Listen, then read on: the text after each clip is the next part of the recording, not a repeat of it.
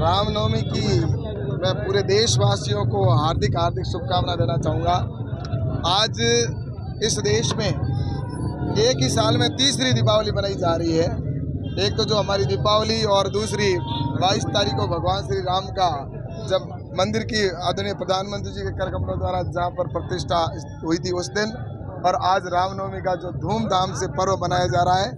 ये निश्चित रूप से आप देख रहे हैं जिस तरह का उत्साह है लोगों में, ये निश्चित रूप से दर्शाता है कि हमारे जो भगवान श्री राम आराध्य देव हैं वो हम सब के आराध्य हैं। और मैं भगवान से प्रार्थना करता हूँ कि इस देश में खुशहाली हो, समृद्धि हो और भारत विकसित बने हमारे प्रधानमंत्री नरेंद्र मोदी जी के नेतृत्व में, और हम सब मिलकर अपने देश को विश्व गुरु बनाएं। ऐसी में आज यहाँ पर रामनवमी के अवसर पर देशवासियों को बहुत बहुत शुभकामना और बधाई देना चाहूँगा।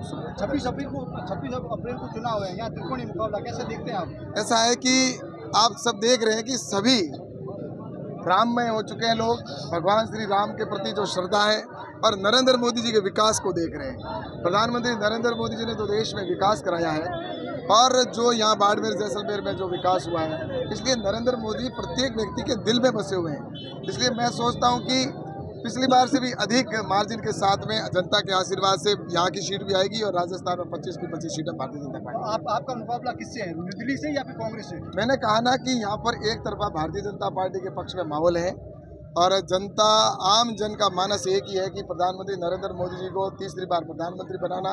और यहाँ से भी निश्चित रूप से मैं कहूँगा कि जो माला पिरोई जाएगी 400 की, उसमें बाड़मेर जैसलमेर की माला जनता के आशीर्वाद से यहाँ भी माला के अंदर एक मन का जरूर होगा।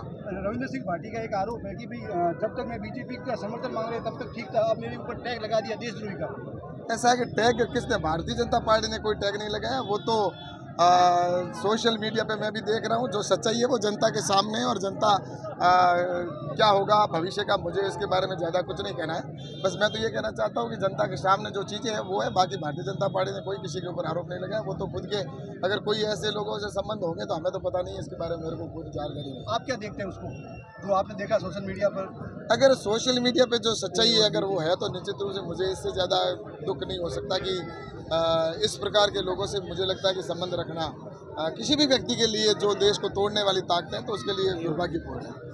क्या लगता है बीजेपी कांग्रेस बार बार आरोप लगा रही है ये ए और बी टीम है बीजेपी की? ऐसा है कि ए और बी टीम कौन है?